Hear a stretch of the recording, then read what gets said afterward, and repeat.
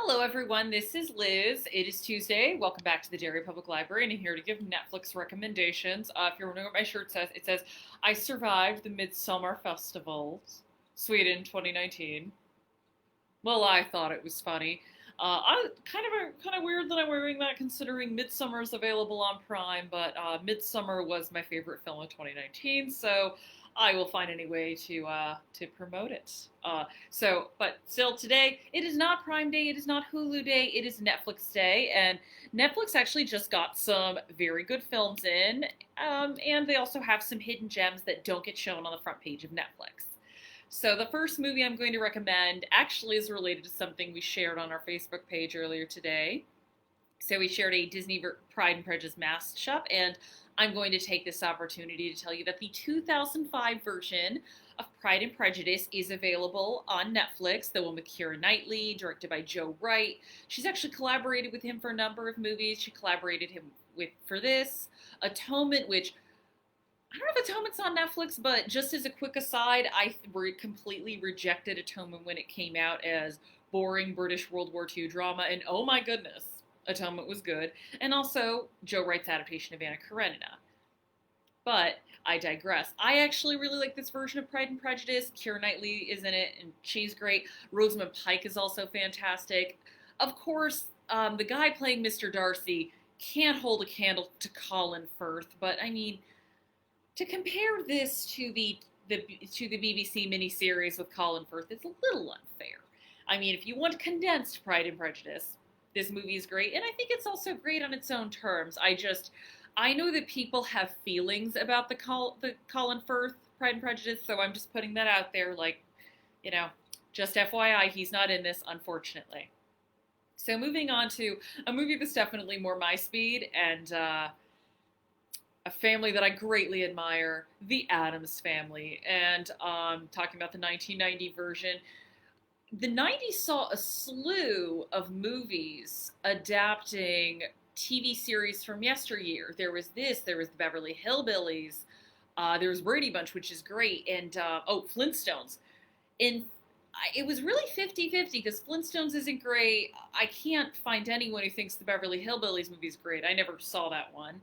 I actually think the Brady Bunch movie is great, but I think in terms of holding up a good adaptation and modernization of an older property, the Addams Family is the one to be. It is fantastic. It has an amazing cast. I mean, we all remember Christina Ricci as Wednesday, Christopher Lloyd as Uncle Fester, and of course, one of the sexiest couples in cinema history, Raul Julia and Angelica Houston.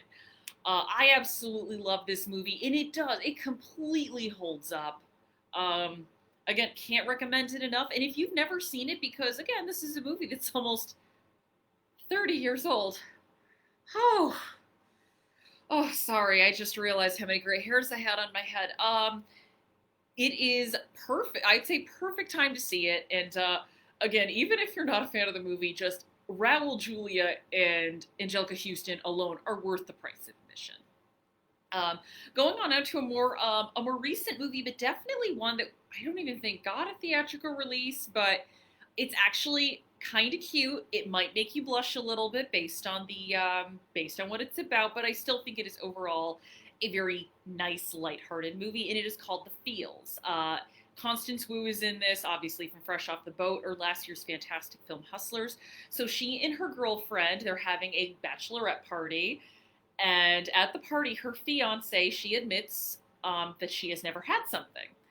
And the rest of the movie is kind of about that. And there's a lot of frank discussion about this. But I actually like it because when we're talking about queer cinema, be it considering people who are trans, gay, bi, or lesbian, in a lot of cases of cinema canon, their stories are fraught with tragedy, fraught with sadness, in some cases death. So a movie where it's just the main conflict is the two brides to be need to have discussion about some things.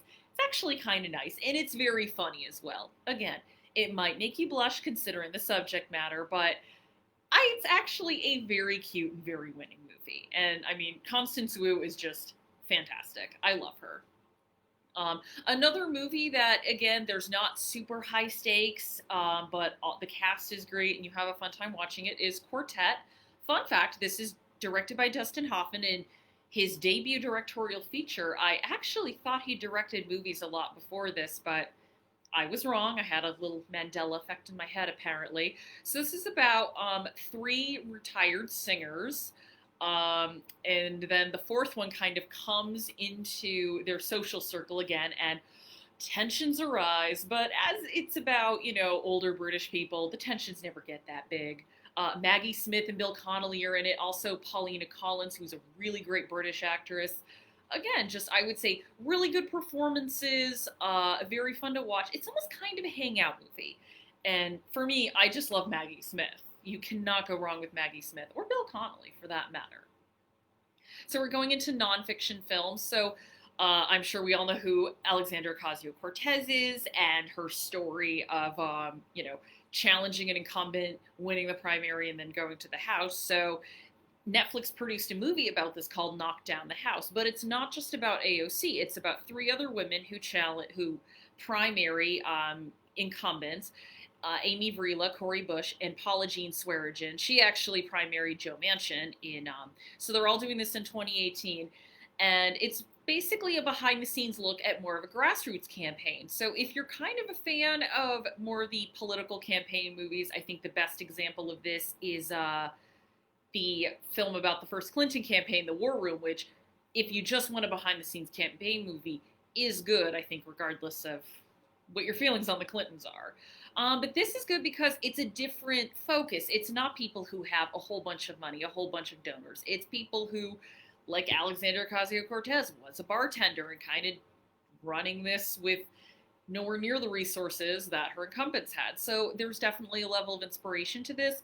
I also like the fact that, I can't say I like the fact because this isn't really a written narrative. This is just how it turned out. I mean, I guess there is a fair level of disappointment in this movie because AOC is the only one who ends up winning her primary.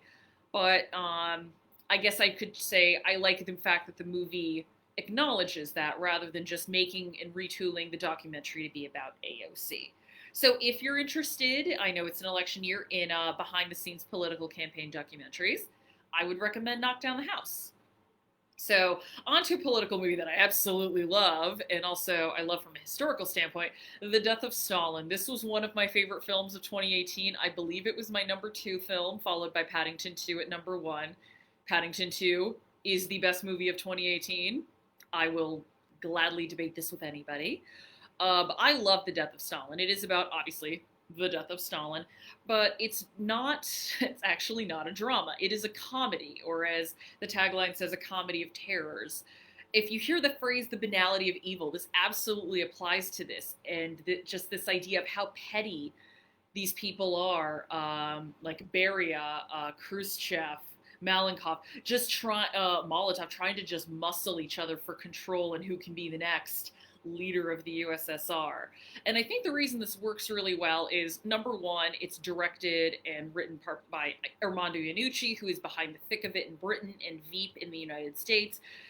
And he is never one to lionize politicians or to see anybody as noble. If anything, he sees them as what they are, which are, again, petty people trying to get power. And also, the people living under the USSR are never the joke of this movie. If anything, the few times that we see them, they are terrified or just not having a great time.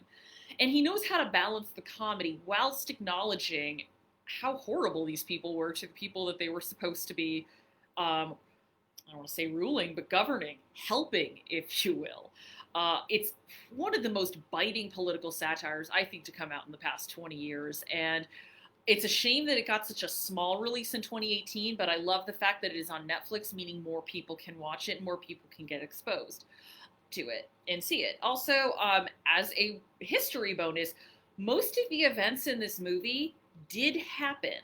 However, I am going to, because a lot of time is based on a true story stuff, there's a whole lot of dramatic liberties taken, and some stuff happens, some stuff doesn't.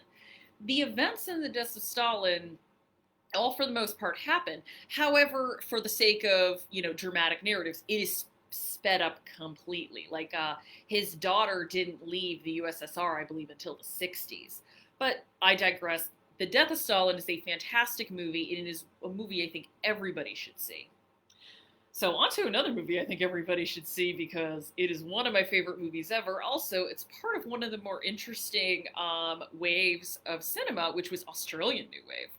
Yes, there was an entire Australian New Wave of cinema because we had people like Peter Weir and the guy I'm about to mention, George Miller. We all know who George Miller is, especially if 5 years ago we all went to the cinema to see Mad Max Fury Road.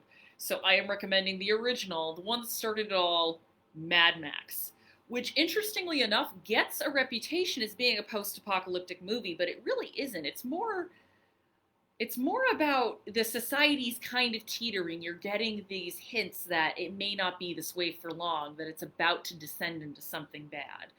And you have Max, this not quite idealistic, but definitely trying to do the right thing road cop, trying to keep it together. I think it's fantastically made movie. It's really well directed, and I kind of wish Netflix could get the rights for all four movies, but I digress. Also, I would say there's Mel Gibson before we kind of knew Mel Gibson for what he's known for now.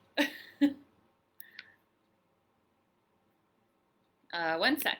Sorry about that slight computer malfunction.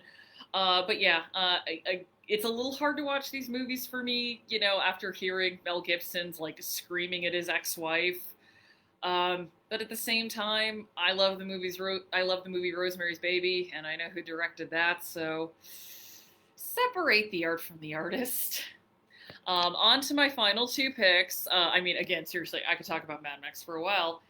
Another movie I could talk about for a while, Jurassic Park. I don't know what else there is to say about it. It was the biggest blockbuster of 1993. Also, quick plug, next Monday at 6:30, I am going to be hosting the History of the Summer blockbuster program. And I think for me, the effects still hold up really well in this. Again, I like the sort of tactile nature of practical special effects versus complete CGI.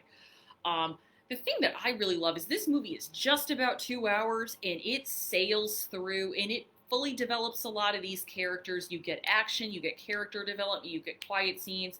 Meanwhile, Jurassic World can't manage to be a satisfying movie in 2.5 hours?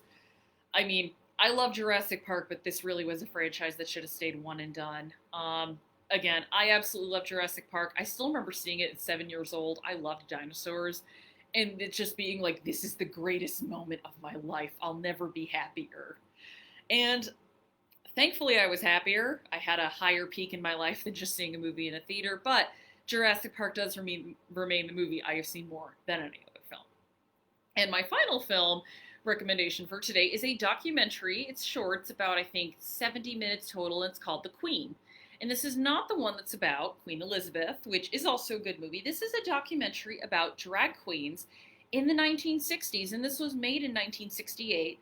Actually, the term that's used in a lot of this is female illusionists. So it's about the Miss All-American Camp Beauty pageant, and it's about competitive drag. So there still are drag beauty pageants.